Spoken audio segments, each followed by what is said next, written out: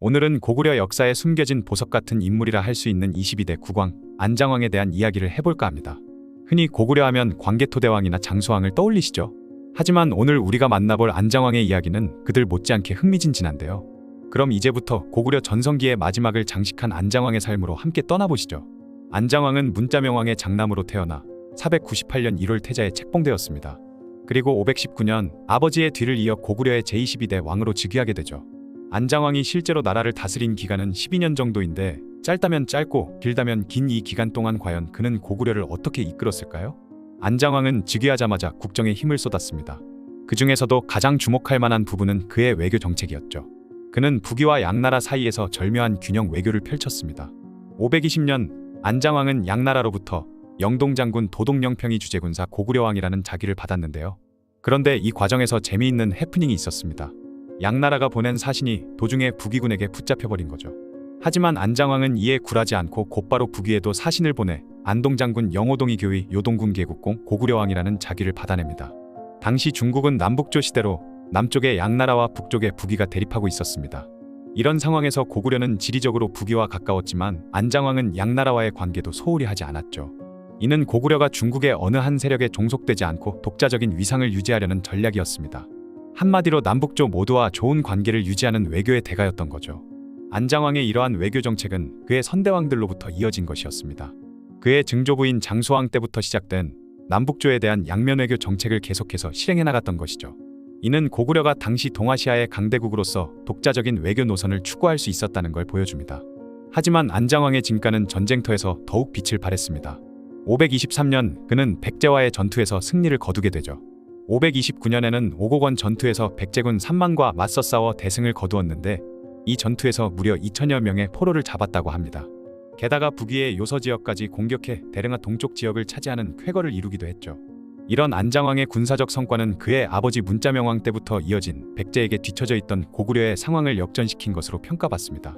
문자명왕 말년에 고구려는 백제의 무령왕에게 여러 차례 패배를 당했고 심지어 한강 유역을 빼앗겼다는 기록도 있죠.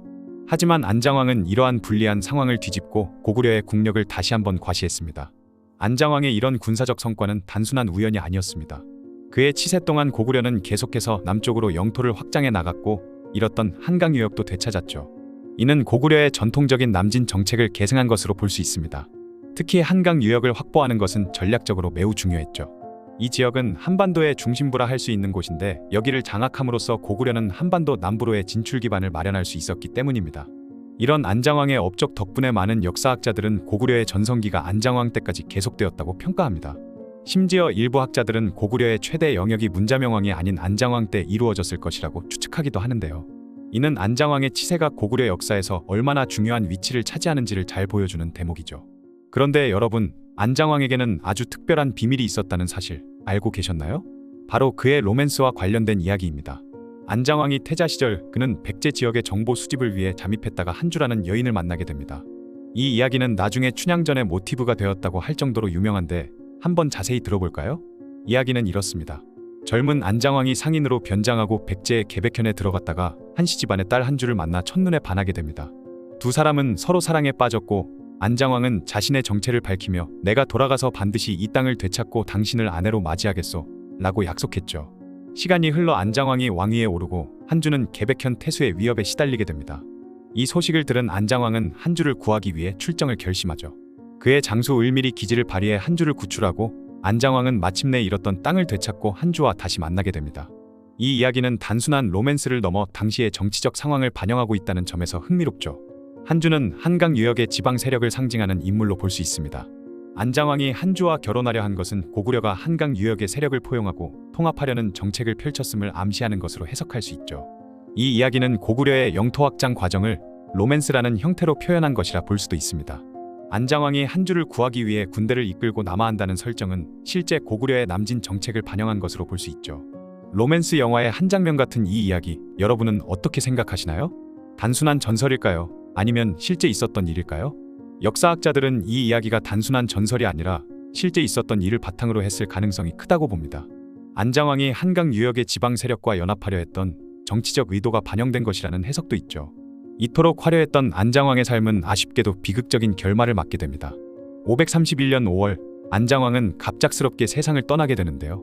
일본의 역사서인 일본서기에는 그가 시해당했다는 기록이 남아 있습니다. 정확한 진실은 알 수 없지만 당시 고구려 내부에 정치적 갈등이 있었음을 짐작하게 하는 대목이죠. 이러한 안장왕의 죽음은 여러 가지 의문을 남깁니다. 정말로 그가 시해당한 것이라면 누가 왜 그를 죽였을까요? 일부 학자들은 안장왕의 적극적인 남진 정책뿐만 아니라 한강 유역에 자리 잡고 있던 세력과 손을 잡으려 했던 시도가 기존 고구려 귀족들의 반발을 샀을 수도 있다고 주장합니다. 또한 그의 동생인 안원왕이 왕위를 계승했다는 점에서 왕위 계승을 둘러싼 권력 다툼이 있었을 가능성도 있죠. 그렇게 12년 동안 고구려를 다스렸던 안장왕의 이야기는 끝이 났습니다. 안장왕은 그 짧은 기간 동안 고구려의 빛나는 영광을 이끌었죠. 외교와 전쟁에서 두각을 나타냈고 잃었던 영토를 되찾는 등 뛰어난 업적을 남겼습니다.